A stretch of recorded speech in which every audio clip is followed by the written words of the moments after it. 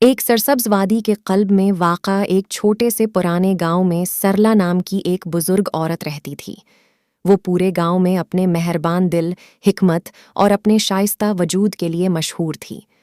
سرلا نے اپنی پوری زندگی ایک بیوہ کے طور پر گزاری تھی، کپڑے پر پیچیدہ نمونوں کو بن کر اپنا کام پورا کرتی تھی۔ اپنی عمر کے باوجود وہ نہ صرف اپنی بلکہ اپنے مرحوم بیٹے کے بچوں کی بھی کفالت کرتے ہوئے انتھک محنت کرتی رہیں۔ ایک دن جب وہ دوبارہ استعمال کرنے کے لیے کپڑے کے ضائع شدہ ٹکڑوں کی تلاش میں گاؤں میں گھوم رہی تھی، سرلا نے ایک پرانے لاوارث چکی کے پتھر کو ٹھوکر ماری جسے ہچکی کہا جاتا ہے۔ گاؤں والے اس چکی کے بارے میں طویل عرصے سے بھول چکے تھے، یہ مانتے ہوئے کہ یہ ان کے آباء و اجداد کا ایک اور نشان ہے۔ لیکن سرلا، جو ہمیشہ متجسس اور وسائل سے بھرپور تھی، نے محسوس کیا کہ اس میں کوئی غیر معمولی چیز ہے۔ اس نے چکی کو گھر لے جانے کا فیصلہ کیا، حالانکہ یہ بھاری اور مشکل تھی۔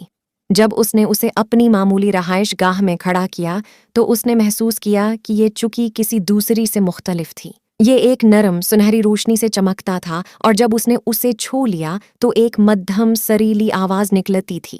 ایسا لگتا تھا کہ یہ جادو سے متاثر ہے۔ جیسے ہی سرلا نے چکی موڑ دی، اس سے معمول کے آٹے کی بجائے ایک باریک سنہری پاؤڈر نکلا۔ وہ حیران رہ گئی۔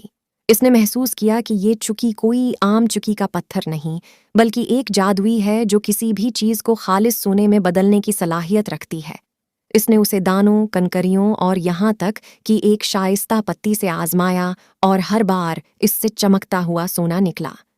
سرلا کو گہرے انتخاب کا سامنا تھا۔ وہ عیش و عشرت کی زندگی بسر کر کے اپنے لیے جادوئی چکی کی طاقت جمع کر سکتی تھی، لیکن اس کا دل ہمدردی سے بھرا ہوا تھا، اور وہ جانتی تھی کہ اس کا گاؤں ضرورت مند ہے۔ بہت سے خاندان اپنے کاموں کو پورا کرنے کے لیے جدوجہد کر رہے تھے، اور بچے بھوکے سو گئے۔ ذاتی دولت حاصل کرنے کے بجائے سرلا نے جادوئی چکی کا استعمال اپنی برادری کو فائدہ پہنچانے کے لیے کیا۔ اس نے اناج اور پتھروں کو سونے میں بدل دیا، اور ہر روز وہ اس قیمتی مادے کا ایک تھیلا کسی ضرورت مند خاندان کی دہلیز پر چھوڑ دیتی۔ جیسے ہی گاؤں والوں کو ان غیر متوقع تحائف کا پتہ چلا، ان کی زندگیوں میں بہتری آنے لگی اور امید گاؤں میں واپس آ گئی۔ مہربان بوڑھی عورت اور اس کی جادوئی چکی کی خبر دور دور تک پھیل گئی۔ آس پاس کے گاؤں کے لوگ اور یہاں تک کہ شاہی لوگ بھی اس معجزے کو دیکھنے آئے۔ وہ سرلا کی مہربانی اور اس کے گاؤں کے غربت سے خوشحالی میں تبدیل ہونے سے حیران رہ گئے۔